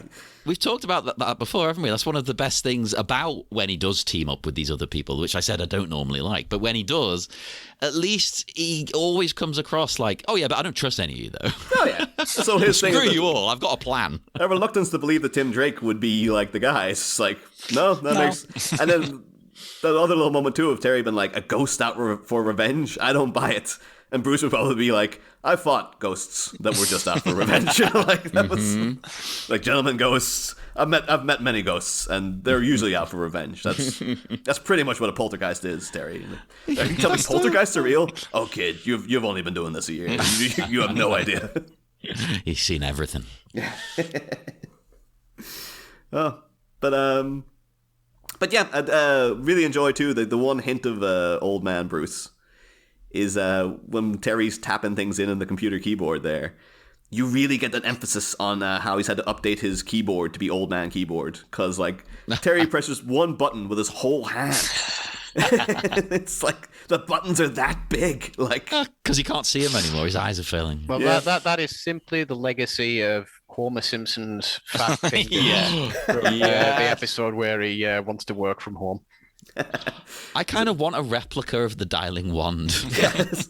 Like Alfred's last words are like, if you wish to order me to order you a dialing wand, sir.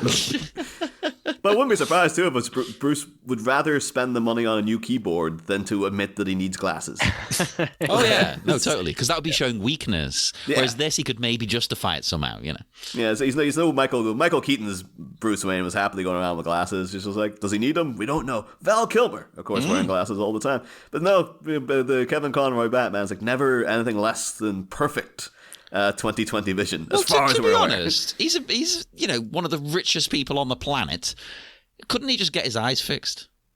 Yeah, totally. You think so? But he's so. I like the idea though that he doesn't choose that option. He's like, no, I'm not doing that. That's crazy. Yeah, he's just got one. He's got the equivalent of the phone that my dad has now, where it's just like, geez, Louise, these buttons are huge. What's happening? But that's how you know it's the future, though. Now this futuristic look, this weird keyboard. And yeah, I always like seeing people just get on board with each other and just like getting on in films and stuff. I always enjoy was when people have had animosity and then they just sort of make up and stuff. Yeah. Again, one of the greatest moments of all the Schumacher movies is after everything with Dick Grayson and Bruce Wayne, just to have the whole, not just a friend, a partner. It's just like, a fantastic moment and stuff. And just to have this little thing now of, Terry pitching Bruce something and Bruce been like, 100%, we're going to go with your idea. You go and suit. I know I fired you, but you go and suit up. So, and then just to have what about going to the police? Like, not their game.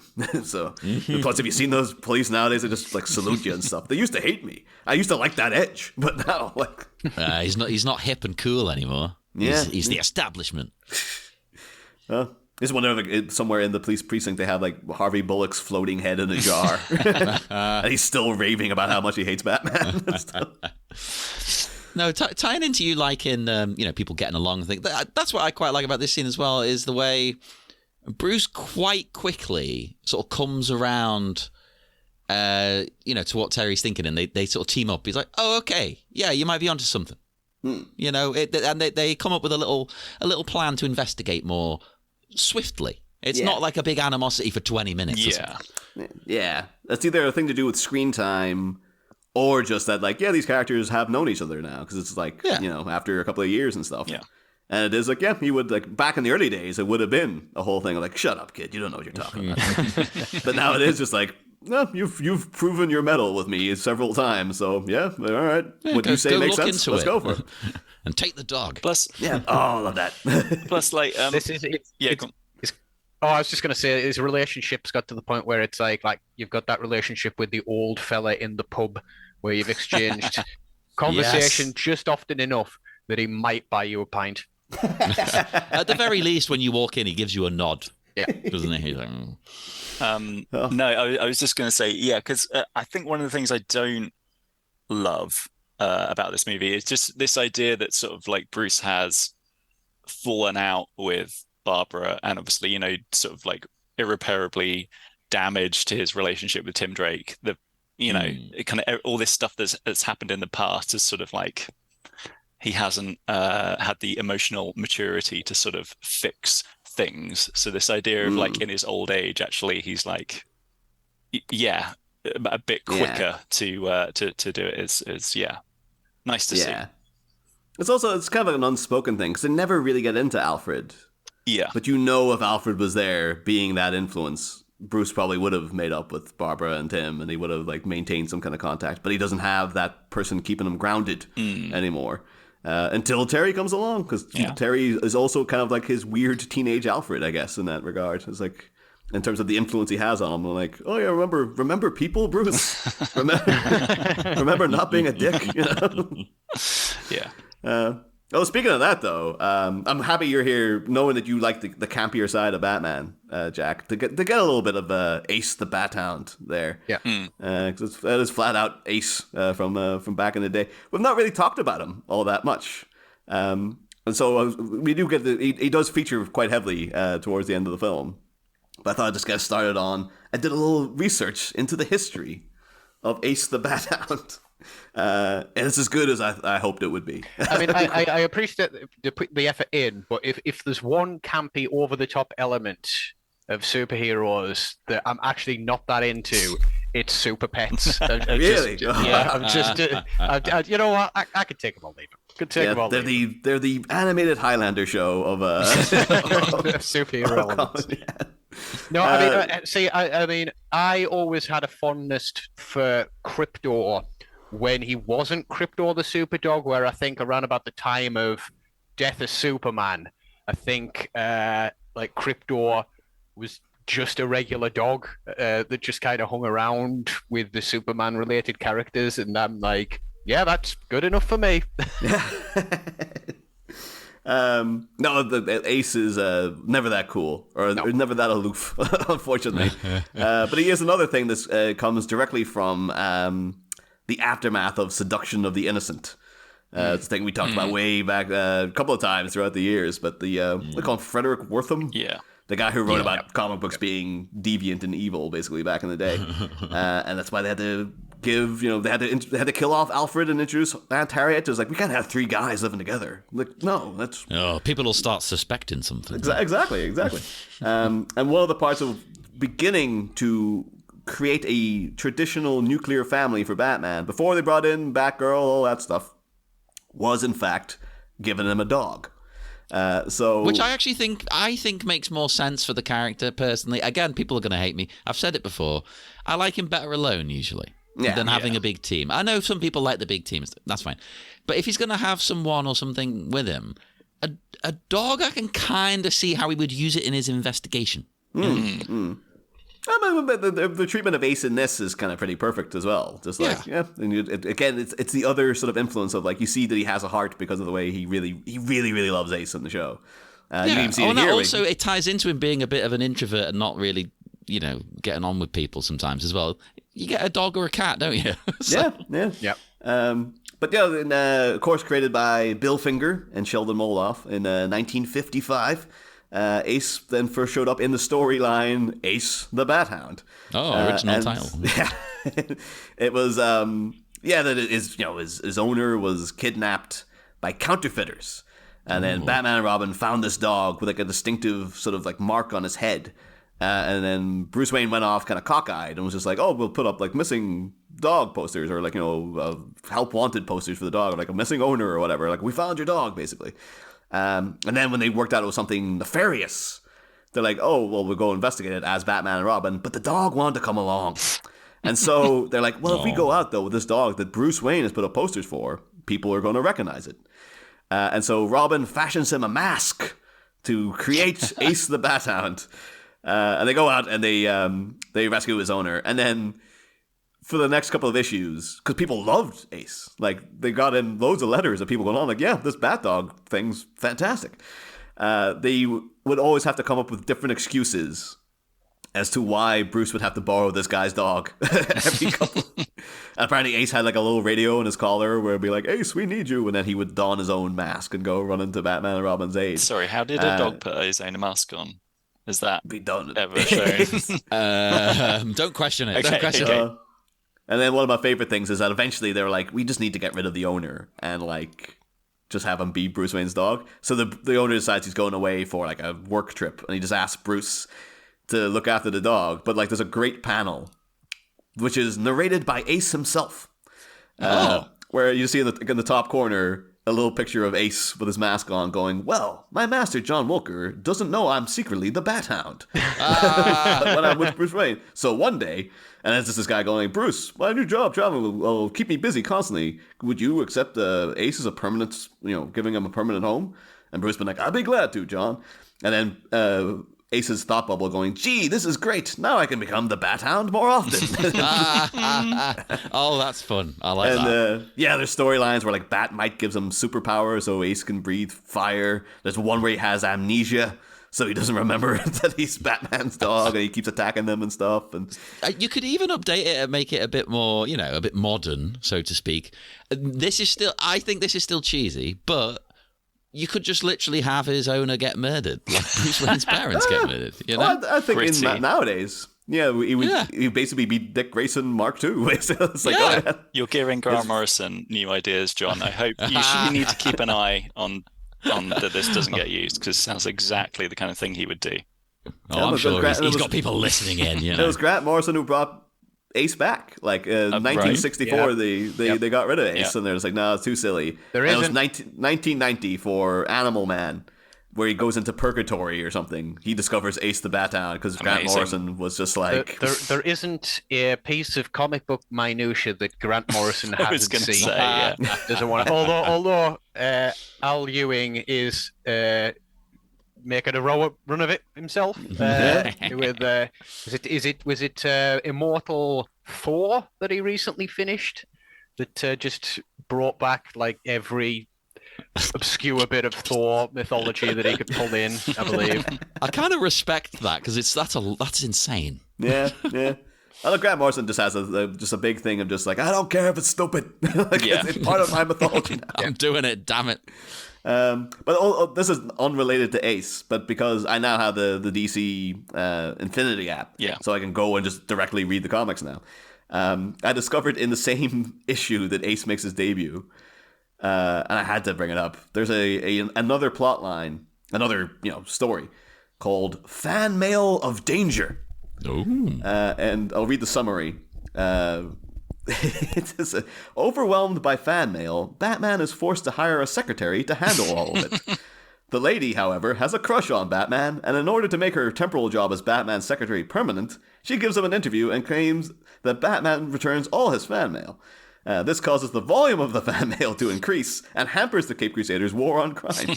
Among the fan mail is an apparently innocent autograph request, but when Batman complies, the autograph is delivered to a forger who is planning to uncover Batman's true identity using his signature. And then the story ends with like the secretary getting reprimanded, and like Batman basically telling all the people stop sending me fan mail. Basically, unfortunately, Bruce Wayne cannot be Batman and Ringo Starr at the same time. I thought you were going to end on like a really down note of like she like falls off a cliff and Batman's like, well, good. That is the price we have to pay for anonymity of our super crime fighters. Poor foolish girl. But I have to say though, because apparently Ace was based on, this really took me by surprise, but I guess it was because Harrison Ford actually did that movie with that dog recently, where it was just like, it's a guy with a dog. People love dogs. And there was that one, the Marley and Me. People still love Marley and Me, so people just love movies about dogs. Oh, but, I can't watch them because I'll cry. I cry at anything. I'll tell you who loves them the most, Niall. Dean Cain. Oh, yes. Just to bring it back into DC, but yeah.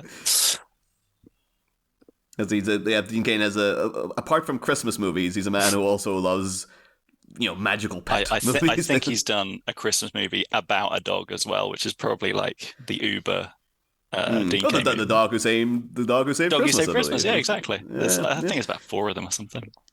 Oh yeah, there's a whole. I've only seen the first one, but like last year I watched it, so I'm gonna every year watch a new one. my wife last year was like, "Oh, we should watch one of these Dean Cain Christmas movies," and we never pulled the trigger on it. It's one of those things. I recommend doing it. Okay. It's a wild ride. Cool. But the thing is, though, it's just so like these comic book people are lazy sometimes. Yeah. But like basically, they had crypto was a thing, so they're like, we're just going to do that for Batman as well. And then they say that Ace was Ace the Bat Hound was based on Rin Tin Tin and Ace the Wonder Dog. Yeah, so there was already a series of movies called Ace the Wonder Dog. And they're like, what do we call him? Oh, we'll call him Ace. It's the same exact thing. What are they going to do about it? But apparently also, Ace was just one... This is from the Wikipedia on Ace the Wonder Dog. Yeah. Ace is just one of a number of wonder dogs in the history of fictional dogs.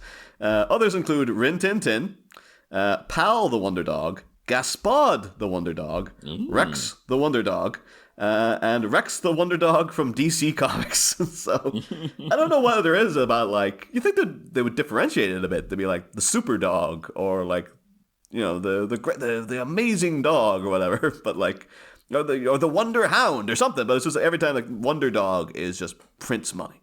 Just that phrase, Wonder Dog. People love it. You probably come out with a movie now just called Wonder Dog, and people will be like, "Whoa, yeah, just give it to me right now." That's what happens when you're making stuff in the 1940s. There's no Google or Wikipedia to double check that the thing that you've just thought of as the greatest idea hasn't already been done before. Mm-hmm. Be like that bit in Glow after like Mark Maron's character keeps pitching this really avant-garde art movie he's thought of that he wants to make about a guy going back in time and having sex with his mother. And then people are like, oh, I love that movie. He's like, what are you talking about? It's like, it was just out there the other week. And he goes to see Back to the Future. He's like, oh, God damn it. And then the guys who made Rin Tin Tin, they're like, what do you mean you came up with a Wonder Hound? Come on. That's my idea. You could just say it's an homage. Yeah, that's true. But then we get into the final little sliver of the chunk here, where Terry goes to investigate Tim Drake. But it's revealed that it's actually the much beloved Tim Drake screensaver that all the people have of just Tim Drake. Friend and colleague of search engine Bruce Wayne. Yeah, absolutely. Yeah. This does strike me in the age of YouTube. There's someone probably has made a 10-hour video of Tim Drake just standing working at that thing, and you can just put it on in the background. yeah, but it's because all if the it doesn't sound exist, we're doing it now. We're putting it on our YouTube. Yeah, totally. Because it is just like all those little sounds and bells and whistles and stuff are just like that's perfect. That's exactly what not ASMR, but just that kind of like soothing background noise kind of thing. It's like people love that now. I think we're both people who have to sleep with sounds playing. I think you're the same, aren't you? Oh, yeah, totally. Always have my I've even got it set up now, though, to make myself go to bed early, where it comes on automatically at a set time. Oh, it's like make you again. Yes, me, because now I literally had to take a day off on Friday because I was that physically exhausted from just like getting up early and going to bed late. And I was just like, oh my God, I just can't do it. So now I'm on like, no, when that sound goes, you go to bed, basically. So. Good plan. But yeah, I feel a bit sad as well because I know you're a big Galactica guy, right, Jack? With the just we get a hint of Dean Stockwell in this Battlestar Galactica. Yeah. No, you've got your wires crossed there. I've never seen Battlestar Galactica in my life. Holy, well, you seem like the guy who would be like the pinnacle of the Battlestar Galactica fan. Holy moly! I think you would like it. I mean, it's on the list. But it's a big list that it's growing all the time. I would like to see it, but never seen Battlestar Galactica Classic or the newer one. Neither. Completely out of my wheelhouse. God damn. I suppose you have to get through all the Rin Tin Tin and all the Wonder Dog serials first and stuff before you get to it. But no, because we have the Tim Drake, of course, voiced by Dean Stockwell there, but he doesn't speak in this bit, so we don't really get the delve into any Dean. But yeah, there's the big the reveal that like at this point in the movie too, I don't know why they're stretching it out. Like it's like the Joker pops on and he's just like, "Oh, you figured it out, Batfake. Yes, Mr. Drake is indeed in my employ." It's like they really need to wait the extra 5 minutes to just be like Tim Drake is the Joker. Yeah. Like, I like dragging it out because I don't think. Again, maybe because I'm coming to this much later than you now. I don't think you'd figure out he is the Joker. Like that, because that's wild. Yeah, I mean, it seems obvious in retrospect, but when I first saw it at the time, that was not where my theories were going. No. Yeah. Because why? How? What? By comparison, I remember first watching it and being way ahead of the movie, and as soon as Tim Drake came on and like it did very little, I was like, right, well, he's gonna turn out to be important. And then, you Columboed it out. I Columbo. Why are we showing this character? Like, I can't remember what I was watching with my wife the other day, but that was it. We were watching only. I don't want to spoil it. We're watching Only Murders in the Building, and the first series. And there's a character at which nothing really happens to them, and my wife was like, "Oh, they're a nice character, aren't they?" And I'm like, they're clearly the murderer because they've done nothing with them for like 8 episodes. So that's what they're waiting for. But yeah. Anyway. What was that one as well? Was it The After Party that did recently? It had like a whole spate of, it was like a murder investigation. It had Sam Richardson in it and like a whole bunch of different celebrities. But that was I felt like it took like 12 weeks to get to it. But within the second episode, I noticed one of the characters doing something in the background. And I was like, oh, it's him. That's who did it. And I kept saying to everybody, and it was only like 10 weeks later that I was just like, I told you. Like, and the reason they proved it was him was because of that exact thing that I saw in the background. You are really good at that. That's something I've noticed about you. You're very, very good at figuring that stuff out. Whereas I always just buy a plot. I'm like, oh, okay. Sometimes that's better though, because there's things which I watch and I'm just like I remember watching Superman Returns, and Lois Lane has this 5-year-old boy, and Superman's been away for 5 years, and like at the 3/4 of the way into the movie, the boy turns out to have superpowers, and you're like, oh my god, that's Superman's son.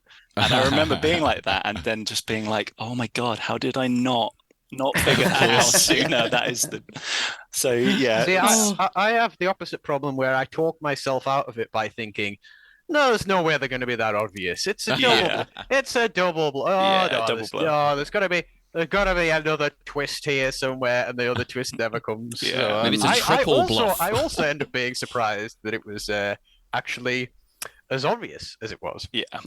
But it might be like a kind of jaded surprise of like, oh, so it was just that, right? I thought you were really going somewhere with that. This isn't a Doctor Who podcast, so we're not getting into that. We're not getting into that.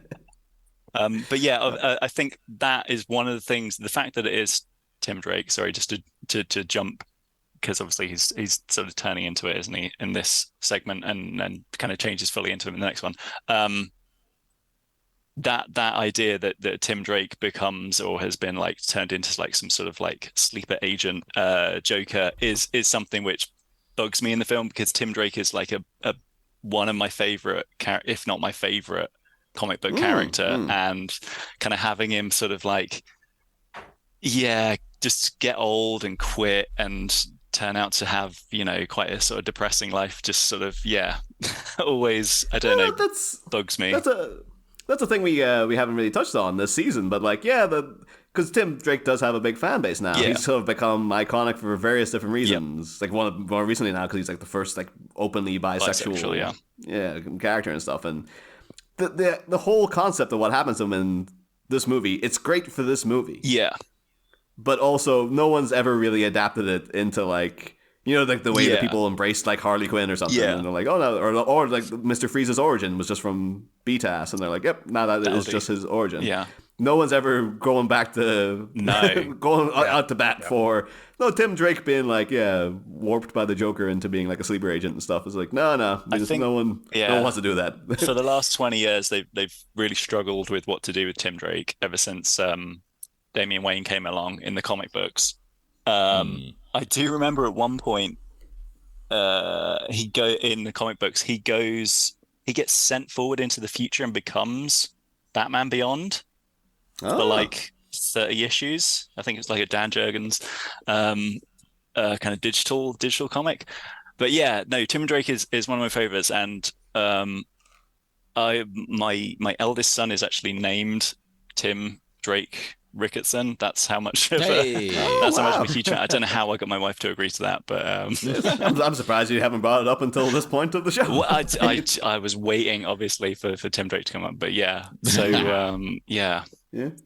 also said a thing there too that I forgot. We were trying to instill the rule from the last episode. Yeah. So I only realized it was a thing recently that people in fact refer to Terry McGinnis as Batman Beyond, as if that's his name. Because I did even see too when I was looking into it, like, you must be able to get like ink toys now. Yeah. And I see that there's one you can get that's called Ink as Batman Beyond. It's like, it's not his name. Like, that's the McFarlane one, I'm sure. Yeah. And they've just repainted it. That. Yeah, that's cheeky. Yeah. Oh no, so slowly it's just Batman Beyond with a purple bat symbol. It's like, just make an ink toy. People will buy it. Come on. Like, but it's but there's it did always feel very cruel to me, like even when I saw this back in the day, where it's just like, to take that bright hopeful Robin character that was in the show, and they'd be like, we'll just turn them into like a depressed middle-aged man. See, when they traumatize the Robins in the comic, there's almost a way of getting away with it because there's just been so many Robins. Yeah. So it's like they kind of always have Dick Grayson as their fallback, idealized happy ending Robin, such as it is, and they're kind of like, well, if we want to bump them off or turn them into villains or do this, that, and the other. We can do that with all the other Robins. But with the animated series, like that is the main Robin. And it is it is very strange to see them just go straight up. Bad end for that character. Yeah. That's his default ending.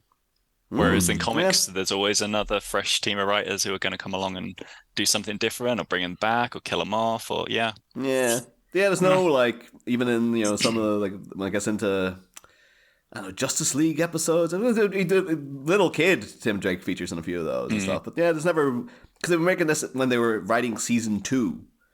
But I don't know. I guess it's supposed to be set after. I guess this is sort of just like the end of Batman Beyond. You're supposed to kind of take this as being up until that Justice League episode where you find out that Terry's a clone of Bruce Wayne and all that crap.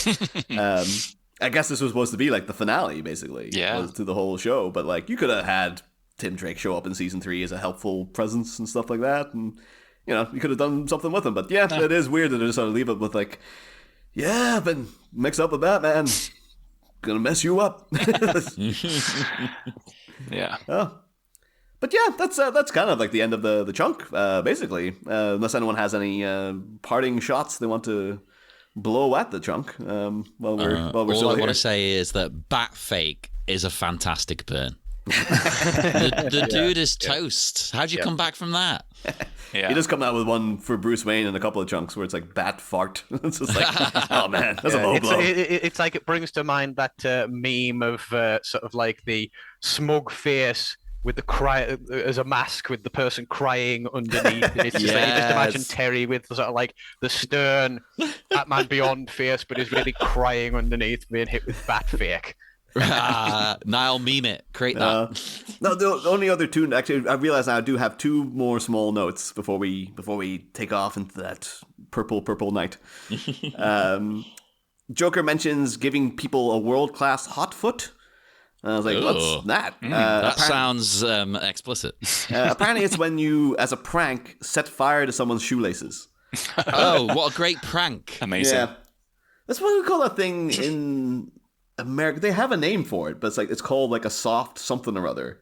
But it's the flaming paper bag full of dog food. But those things never catch on over here. Like so many things that seem to be standard American pranks. I don't know.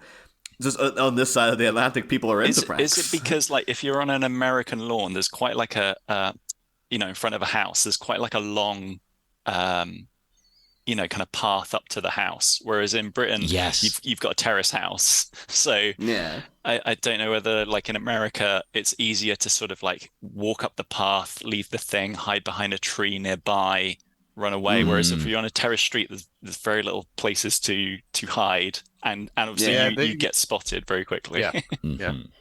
But But I'm glad hot footing never took over here, because it seems like it'd just be like, oh god. Life's hard enough without people. Well, and the worst person would keep doing it to you repeatedly, thinking it was hilarious every time. It's totally, God's sake. Yeah. Apparently, it's a big thing amongst American baseball players. Some of them are legends for their hot foots. Britain's got its own problems with dog disposal, we've instituted the system where you've got to pick them up in the little paper bag. In a little plastic bag and dispose of them. But I don't know, from Cornwall to John O'Groats or whatever, people love going to the public footpaths and just hanging them up on tree branches or hanging them on fences, and just that. I'd rather deal with the Joker than deal with the kind of people that just think that's normal behaviour. Oh God, absolutely. And my final note is just that we've pointed out a couple of times that there's similarities between Terry McGinnis and Miles Morales. When they sort of rejigged Spider-Man into being like, a new Spider-Man, and he's in black and red, and he's, et cetera, et cetera. And then at the end when the Joker's just like, it's like urban tagging on a grand scale. And then what's Miles Morales known for? But urban tagging, like going around tagging, the graffiti tagging. Was you see him do at the beginning of Into the Spider-Verse is going around, urban tagging. I believe that's called. So It feels also like that's the Joker giving like a bit of an olive branch to the Jokers. It's like, yes, you kids like going and spraying and stuff, right? Urban tagging, yes. But also, I don't think the Joker would give those. Like, he has no regard for the Jokers at all. Oh, no, not at all. He doesn't give... Well, I was about to be very explicit there. I won't swear on the pod. He was going to be... He thinks very lowly of them, let me put it that way. If they were going to do something edgy in the movie, I'd rather he see them, dispose of them or something. I don't know. I actually think it'd be quite funny throughout the movie. He should slowly just off one each time, each scene. He's like, I'm sick of you now. Yeah. Each kills one DD. He's like, well, I have the other. I've got the other. Yeah. I'm noted out. Does anyone else have anything for? My final observation was, even though I did say I'm not like a huge fan of the story for kind of various reasons. I think it's very short and quick and stuff, and it doesn't hit the dramatic points that it wants to, for me anyway. But I can see some merit in the fact that, because I went back and I rewatched the 2-part kind of opening episode of Batman Beyond, and obviously in that you have kind of Bruce Wayne, and this kid who kind of takes over being Batman. So in a sense, he's got like his protege. So, this movie is sort of like the Joker forcing his own protege kind of on him. So it's, I can kind of have a bit of more of appreciation for it in the sense that it's sort of like, the two proteges of Batman and Joker sort of going at it. So that's my final note. Okay. And I was just going to say, again, also, despite my particular lack of fondness, I should say, for Batman Beyond, it is a shame that the proposed, sort of like, was it that we're going to do an animated film in the style of sort of like what Spider-Verse has been doing, and Warner Brothers, because Warner Brothers hate good ideas, just never picked it up. And again, I don't have a particularly strong connection to Batman Beyond, but that is a strange decision to me. I think that would have been a very smart thing. I would have happily seen that. I would have happily checked that out. Definitely think it's a concept in a world that deserves another go around, be it live action, animated, or what have you. Yeah. I think the only problem with it would be people would just keep comparing it to Spider-Verse is the problem. But then it's like, the two companies rip each other off all the time. You just expect it. Like, that's comics, baby. It's in their very nature. Everything's stolen from some morning comics. Yeah. But on those notes, then, should we head off into, what did you call it now? The purple night. Yeah. Would our illustrious guests like to promote anything, or just say where you can be found online, or whatever you like? You could say nothing. Go on, Jack. So it's been slow going a bit this year because I've been mostly focusing on like consolidating the work that's already out there and getting print editions put together and stuff like that. However, recently I did get out like a little short James Bond pastiche comic that was by an artist called Brian McCrea. So if you haven't seen that, it's there, it's out there to check out. So all my stuff, as I've said before, because who even knows what's going on with social media at the moment. So my best nexus of all my goings on can be found at jackscomicsblog.blogspot.com. That has links to any other social medias I'm using. So if any of them I just give up on, there's others mentioned there. So, that's the best place to keep up to date with what I'm working on. There's stuff in the pipeline, and I'm hoping to have some print editions available of stuff that's already out there very soon. Hey. Cool. You can find me at 1995batman.com or 1997batman.com, which are my two kind of blogs about Batman Forever and Batman and Robin. And I'm on YouTube at 1995batman. Reviewing all the kind of tat and merchandise that came out for those two movies. So check me out there. I just love that you called it tat. That's wonderful. But check all of that stuff out, everybody. And as usual, find us on Facebook at the Bat Minute Listeners Cave. Twitter, I'm still calling it Twitter. I don't care. At Bat Minute. Instagram, the Bat Minute. We've got a Threads, but that's tied to your Insta, so I don't know. We don't use it, but it's there. If you want to message us, we'll get the message. And you can find our network, Sleepy Charlie Media, on Patreon and on TeePublic if you want merchandise or bonus content. And yes, with that, we'll bid you adieu. And you should join us next week. We will be back in 1 week with the next chunk and some more guests, plural. I can't remember who the next one is. Maybe a singular guest. I don't even know. I've forgotten. You'll have to wait and see, listeners. Oh, it's exciting. See you then, Batmites. Farewell. Next time, a ruckus with a circus, receiving no respite from the resuscitated shogun of gags, our adolescent gallant gallops through a lethal game of laser tag. The Joker has a Death Star, and Gotham's New Hope is being driven to distraction by a heinous horde of henchdopes. We have Chucko chucking firebombs, a human hyena on the attack, and 2 teenage witches for the price of 1 on Terry's back. Can our boy Batman go above and beyond to battle this carnival of catastrophe, or is Terry due a toe tag from Gotham's ghoulish gang of glee? It's death from above and below next week, folks. Same Bat Pod, different Bat Minutes.